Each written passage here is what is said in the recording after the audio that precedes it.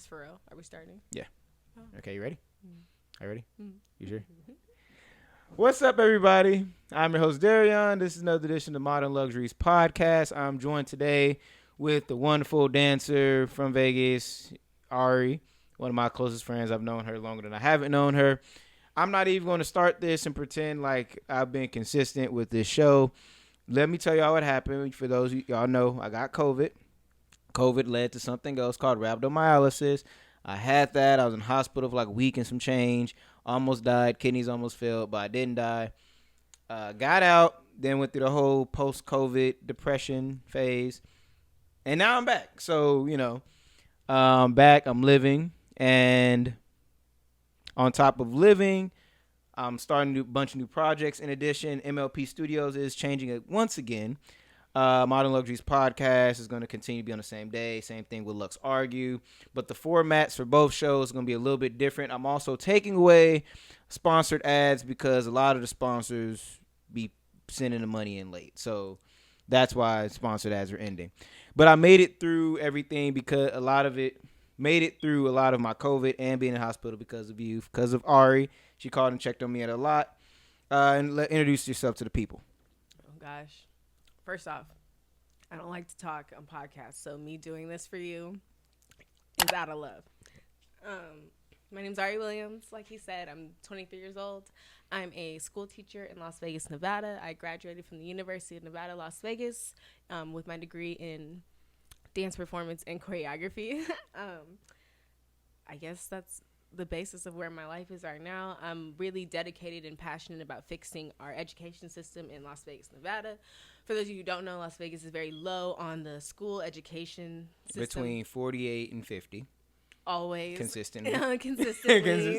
And I think a big problem with that is that, the only way to fix the system, you got to get in the system. And a lot of people don't stay to fix, their home. They want to go out and, be grand and do great things, which is great and wonderful, but also remember, where you came from. So for me, I think being at the age I am is the best time where I have the most energy, if you will, to start making that difference with the youth of America. And it's crazy because you started out like at slumlords.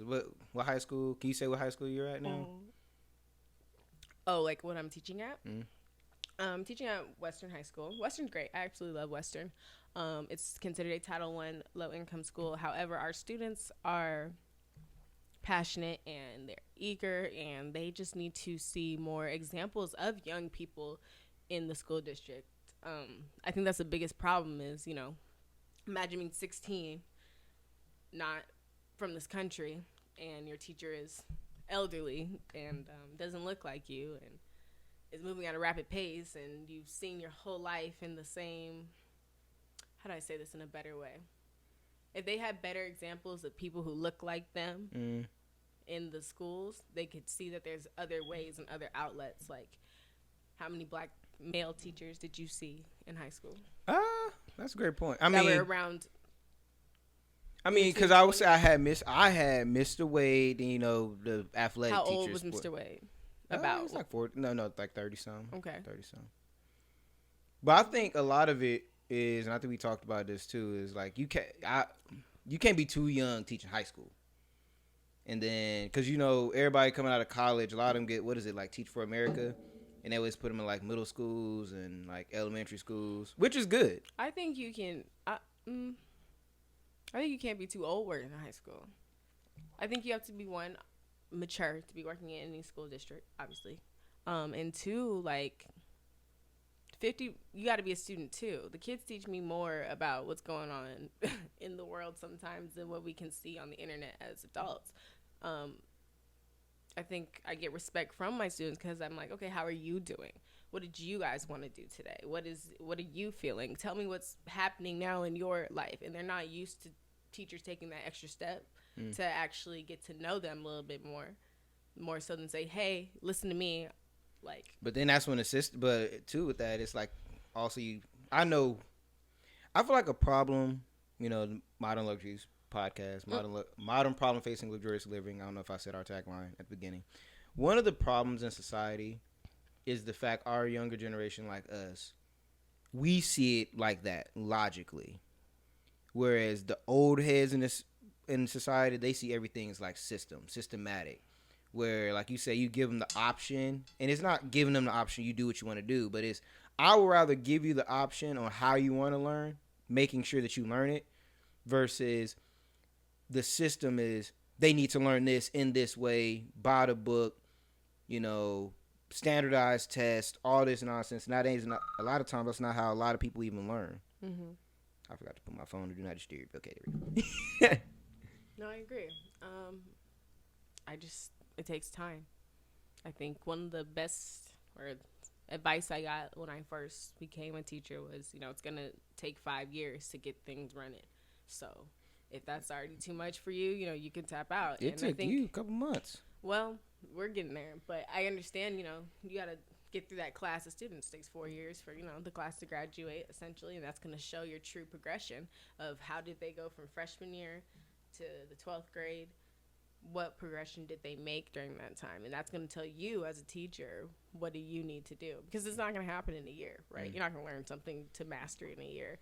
But after that 4 years of actually having consistent dance class or consistent math or whatever it is going to tell you as a teacher exactly how your growth is helping the students. I agree.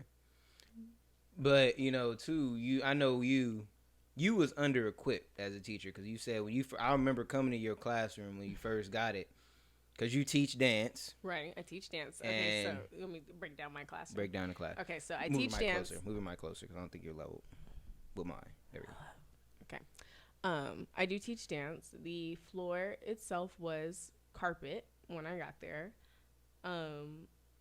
And I told the principal in my interview that, if you want these kids to excel to a grand level, you have to give them the bare minimum. And we need a dance floor. Like, we need a dance floor. There's no way that I can get them to an adequate level, the same level as all these other schools, right? The white schools. I'm going to call it what it is. The white schools. Right. The Bishop Gormans, the Faith Lutherans of the world. Without giving them at least the dance floor. So the controversy was at the time I didn't have my full teaching license. I was just a long-term substitute. And so I was like, I can get that. We can get that done in 8 months. And so in 7 months, I got my teaching license. And month 8, she built that floor. But I told her, I'm like, I can be here for 25 years, but you got to set us up for the bare minimum. I can get your program to excel. We can start an art program, but you got to give us the bare minimum. So I think now, and my principal is great. My principal at the time who interviewed me and hired me, Monica Cortez, she's absolutely great. And I can't be more appreciative for her getting me to these steps and just her taking that chance on me and building that floor. She has no idea, like, the amount of opportunity she's built for taking that chance on me. So I could thank her every day, Dr. Monica Cortez, for taking that risk on me and building that floor for those kids, because unfortunately, due to COVID, they haven't been able to actually be on their new floor, but they have seen it and they are super excited. They talk about it every day. That's one of the first things they want to come do is go straight to the dance room and see the new floor, because they haven't seen, again, those positive examples. They don't see a young teacher. They don't see consistency. They didn't expect me to come back at second year. They thought I was going to leave like all the other dance teachers. So when they saw me that first day, even virtually, they were just excited because they were like, oh my gosh, she's here. But I wonder, do you think that your entire program is underappreciated? Because I know right before we started filming, I said one thing I want to talk about is like how dance and arts really is never really respected all the way down to the high school level. Because I remember in high school, like, there was the football program, of course, the basketball programs. They get money. Mm-hmm. Those teams get money. Mm-hmm. Then you got, the tracks. Some schools good at soccer. They get money. Mm-hmm. And then there's only just certain schools that actually puts money into, like, the dance program or, like, the arts. And, and I know my degree's in fashion design. Right. In college, everybody just thought that being a fashion major was sweet. Like, you just, all you doing is making clothes, not realizing the work that goes behind it. The waking up every single day at 4 a.m. Right. Plus, I was an athlete, waking up early, going to sleep late, waking up early. Really, people think that, you just sew clothes. Really, the sewing aspect is only, like, that's the last part. The beginning part with fashion is the research. It is the studying. It is the, being able to make mood board concepts and everything. It's like a whole 3-month process. Right. People think it's just like 2 days. And I think that even with dance, it's the same thing. Dance in any of the arts. Music majors. I know people think, oh, music majors is simple. All you do is sing. Right. And I have my boy Pendergrass. He's a friend of the podcast. He was a music major. And we seen him stressing out over finals and all that stuff. Do you think that is just the lack of respect for the arts is why, especially in high school, that a lot of it don't get funded? To be honest, and step kind of outside of school for a second, I noticed as I've traveled more as a dancer and in college and stuff that problem is only more Here. West Coast. It's Yeah, here. because arts are supported. I mean, even being here in Atlanta, like the arts are supported. I literally am out here to do the show Black Nativity. Buy tickets. I'm literally out I'll here put the to link in the description if I remember. Thank you. You will. I'm literally out here to do a show. You know what I mean? Because the arts are that important and seem that important. And in Miami, New York, they give funding to the arts. The art programs are taken seriously in the high schools, to the middle schools, to the elementary schools. So I don't think it's a lack of respect necessarily, but I think it's just where we are too. Like the West Coast is entertainment. It's like that's more of you don't teach entertainment in schools. You know what I'm saying? So the West Coast's vision of what art is very different. But even I don't even say West Coast, 'cause I think to get into California schools, you got to have like art credits. So like they take art serious. Like I think like college. Like colleges, Well, like yeah. Pepperdine, all them, big. But you still auditioned in the school. Like again, so think about the few art schools that are on the West Coast, and then the trillions of options that you have. New York, Yeah. Here in Atlanta, there's thousands of options. Miami, thousands of options. There's a lot of places to dance that we don't really get to see a lot out on the West Coast. Or let me take that back. It's a different style. It's a different structure. It's entertainment more so. It's industry more so. It's showgirls in Vegas, I know. It's more like just entertainment, like Cirque du Soleil, these are all great. We need these people too. Don't get me wrong. We need people to be entertainers because that's a business in itself. But you ain't seeing Juilliard and... I just think they're two different categories. Yeah, but I'm saying, but you ain't seeing like Juilliard level people really thriving or want to even thrive in Las Vegas. Well, I know you went to Cornish first. I did go to Cornish for a year. I went to Cornish, though, for the art aspect, and that was honestly the closest art school, you know what I mean, from Las Vegas to where I could go, and I got a scholarship, and I loved Cornish as well. I got an amount, thing of, what am I trying to say, of knowledge, if you will, from Cornish. But I got the same kind of knowledge at UNLV, and I think that UNLV is a smaller program at the time. It's now slowly opening, but still offering that same performance art aspect, if that makes sense. Mm-hmm. But the West Coast thing more industry based, if you will. And like dance is very opinionated, so another dancer might be watching this and might disagree with me, but the West Coast is very industry. Like backup dancers, that's where they go to audition for the music videos. That's where you do the movie stuff. That's where, it's the industry. A lot of people who are in New York who want to be in music videos usually fly out to LA and Las Vegas to try to book those gigs. A lot of people in Las Vegas who want to go dance in a company, you got to go to where the companies are. Like, so it just depends on the type of dancer you want to be. Right. Teaching isn't for everybody. Like, it's not. Some people, teaching is, that's it. You're a teacher. Some people, you can be just a choreographer. Some people are just, dancer. Like, they just want to learn the choreography, dance, perform, boom, that's it. So you got to find that balance. Sometimes people say they can do all three, and of course you can do all three, but don't necessarily have a passion for all three. I'm sorry for y'all if y'all see me keep getting up and everything while she's talking. I don't have an operator for the camera, so I don't know when it stops recording. So I had to manually go check it. But you know what? And you made a great point. I meant to talk. We talked about this very briefly earlier today. We was talking about entertainment, Vegas entertainment, even Atlanta too. There's a lot of scrippers that like the scrippers is out here. Yeah. And that's dance. And I feel like a lot of people make fun of the strippers. I love the strippers. I don't like strip clubs. I don't like throwing money. I don't like that idea. But the athleticism of strippers, they out here.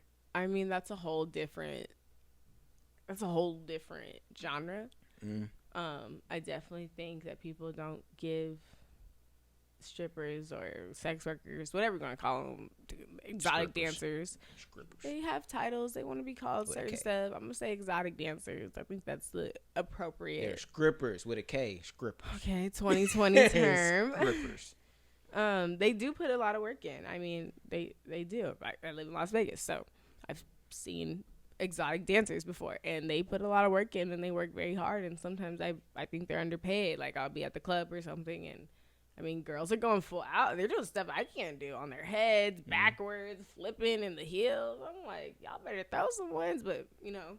But I feel like that's a cultural thing too, because like in Vegas, and I noticed this about all the black strippers in Vegas, they don't be getting as much love as they do out here. Because I feel like on the West Coast, it's all about the up top game, whereas in the South, Atlanta, Houston, Dallas, it's about the thick girls. I haven't been to I haven't been to too many strip clubs. Let me just clarify.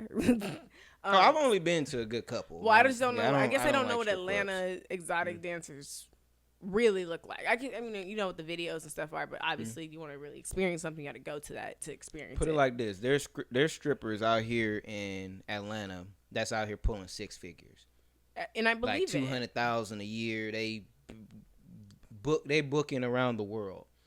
And, you know, we have the same thing in Las Vegas, of course, but I feel like a lot of it is the black strippers be ignored. And I'm not sure if you know anything about it. I just feel like black dancers get ignored a lot in preference of the white dancers, too. Well, again, yes, the black dance community is the dance community on the West Coast is this big, and the black community is this big, specifically.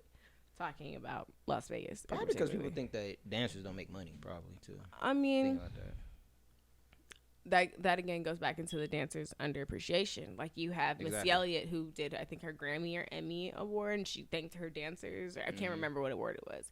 And everyone's like, it started a little controversy on Twitter, like, wow, dancers are so underappreciated. But it's like, when you sign up to be the backup, I've been you know what I'm saying? Like, you're the backup. If you look at all the old Beyonce, even the Beyonce videos now her dancers Beyonce's are never. She's never. When you look at performers, actually, Sierra, Beyonce, great dancers, but if you look at their background dancers, they're killing it. Yeah, but they be getting ignored. But no, like dancers like Beyonce, you know, she has a set group. I'm pretty sure Missy Elliott has a set, group. Yeah, because Beyonce had the industry Les dancers get paid. I mean, that's a different topic. It all goes again, like you said, into the industry. They don't get me wrong, they make their money, but a lot of it is gig based. Like, if there's no tour, right? That was the big problem in 2020. A lot of people who do back up and do concerts and do music videos and do World of Dance. Well, we can't do nothing to that. Then you're looking back like, well, should I go get my degree in dance? You know what I'm saying? That I've seen that as a really big controversy. Is these people, they start working at 18 on cruise ships and in shows, but they never go back and get their degree. And then all of a sudden a random pandemic hits, right? And now you only can get work in the schools if you have a degree. Like, I've had people who I know have gigs message me like, hey, how do I get in the school district? Not understanding that, do you have your degree? So you can't teach kids if you ain't. Do you have your degree? Right. Do you, like, what are your credentials? You got to do all this paperwork. You got to get licensed. You got to take tests. Like, it's not just a slide in, hey, let me teach you a 5, 6, 7, 8. It's an actual full county job. So that kind of is the controversy. And I think a lot of dancers, when you're young, at 18, you have that. They think that just because I'm dope at dancing, I could be a dancer. Well, you have this boom, like, and I think everybody probably has this in some way or shape. Do I stay in college, you know what I mean, and pay all this money and get this degree, or do I just go start working and just go start dancing? I'm young, I can go get this gig, like. So I think everybody has that kind of back and forth. I had that back and forth. I was like, I did. I did not need to go to college for what I'm doing right now. I won't necessarily say that because I knew I wanted to be a teacher. So I knew I had to go through college. I knew I wasn't going to do it after a certain age. So I was like, now's the time, fresh out of high school. I'm not going to be trying to, dance. There's no way. At 40. But I got offered jobs that, in different states when I was in college. And I really had to sit there and be like, ugh. I remember you telling me about the Ailey thing. Was it Ailey? It was some dance company that you was. Oh, when I went to IBD, no, it wasn't Ailey. It was a different African American dance company, but they had interest in me, and my director, Victoria Dale, was like, you need to finish your degree. And she's one of my mentors. And so I was a little frustrated because I was like, this is a great opportunity, but she told me I had to finish my degree, and I'm happy she did, because if I didn't have that degree now, I'd be looking like everybody else, out of a job, because there's no Circus LA right now. There's no cruise ships right now. There's no you looking assed out, real. And I feel really bad, because that's the downside of it. College does take up that time. You can't go just take a job in somewhere else when you're in college. You got to finish the degree. So it's iffy, you know, like with the path you choose to take. Especially now, like as you've seen in Vegas, we were closed for a long time. Open back up. Certain dance shows started opening back up. 2 weeks go by, closed all over again. Yeah. So everybody's like, I got my job back. I even know one friend who went on tour, like out of the country. Dancers be independent contractors. They don't be having contracts. No, their contracts is if we work, you pay. If you don't work, if you it's don't, it's not like a salary thing. Not a lot of them. Now some of them maybe I don't know, but on some higher end. I mean, level, the choreographers and they probably have contracts and like they do, but if you're not choreographing, why am I paying you? I mean, I want the choreographers. Do they get residuals on the music video? I would hope. I would think that would be what I don't know anything. Would you put that in your contract? Would you put that in your ask for that? I would have to. I'm pretty sure they have to get paid some sort of residual or some big payout at the beginning. Would you take the big payout or would you take the residual? Residual, because every time that video gets watched, like if my video blows up, like the Megan Thee Stallion body video, do you think her choreographer is like, hey, I want residuals? Because even in 10 years, people are going to be watching this video 10 years from now. I should be getting paid every time that video gets viewed the way you do. Even if it's $1. Like, I know they do that stipend for, like, movies. Like, in movies, like, like, let's say you're in a movie 20 years ago. Residual for the movie, right? And, you know, you might be $10. It might be $2.50, but you're still getting paid every time. Which is hilarious, because I know an actor, and he told me, like, he has checks that comes in the mail for residuals for the TV shows he's on and plays, and he's like, I have checks ranging from $3 to $50. Exactly. He's like, it comes in, but it's like, ooh, the paper. And you know, as the movie gets older, but still, you put that word, or maybe the residual could end. You know, and that's the business side of it. So that's where it comes. When do you start mixing business and dance? Right. When does it no longer? When does it become fashion, which is probably one passion, and then business, which is another. Which I be trying to tell people all the time, like with fashion too. It's like you can't be making stuff that you like. You have to make stuff that like sells. So like, you know what I'm saying? And that might suck, because sometimes you just want to make something random that you like. You ain't a designer just because you came up with something. You're a designer when you actually sell that joint. But let's switch gears back. Not switch gears, but let's go back to something we was talking about, like black people in dance. You don't see many of them. Then the ones that you do see, a lot of them are scrippers. And I'm talking about like professional dance. You know, you don't see a lot of I don't want to say Alvin Ailey, because I don't know how many. Well, you do. Well, it's just a smaller community. So there's the International Association of Blacks in Dance Conference. It happens every year. Is that the one that's out here next year, or?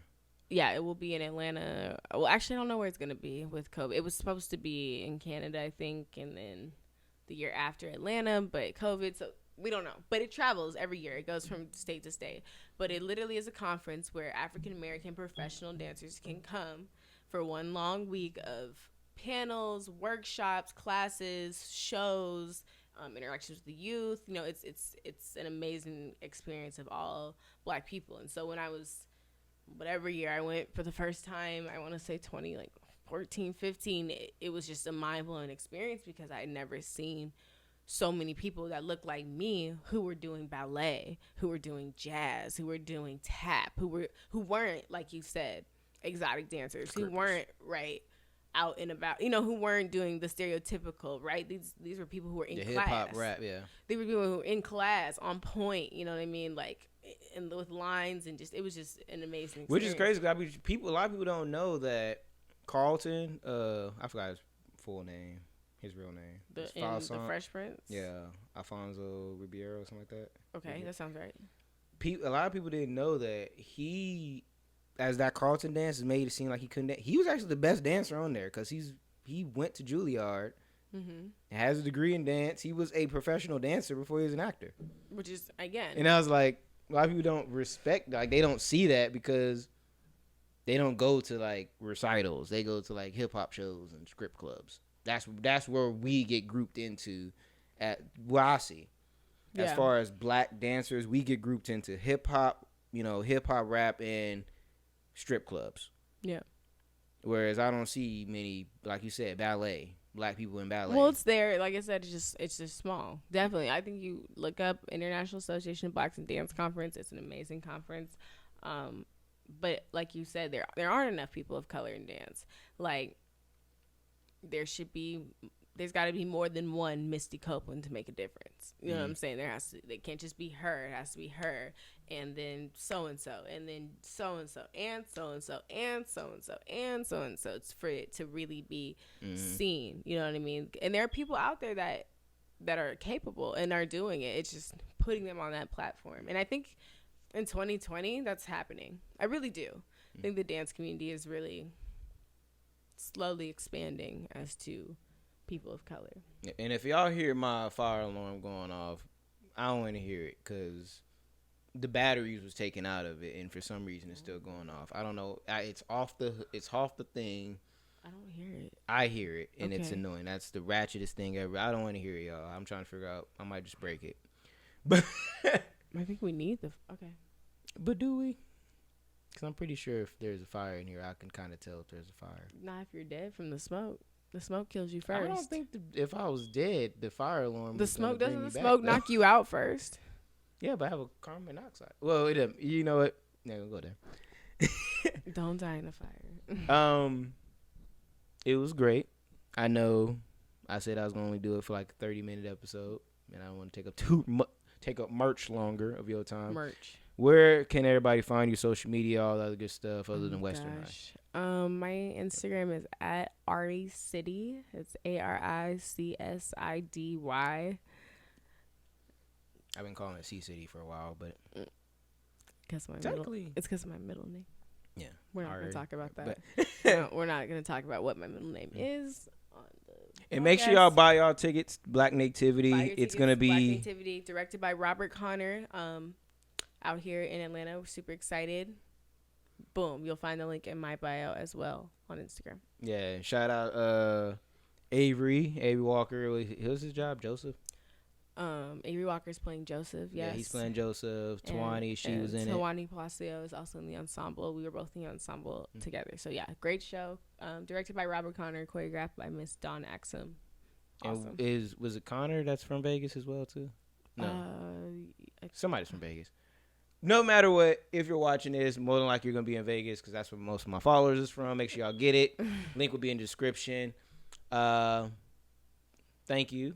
I love you. This has been another edition of Modern Luxuries Podcast. You're doing great. I'm tired of messing up my own tagline. This has been another edition of Modern Luxuries Podcast, modern problems facing luxurious living, and I'm out this joint.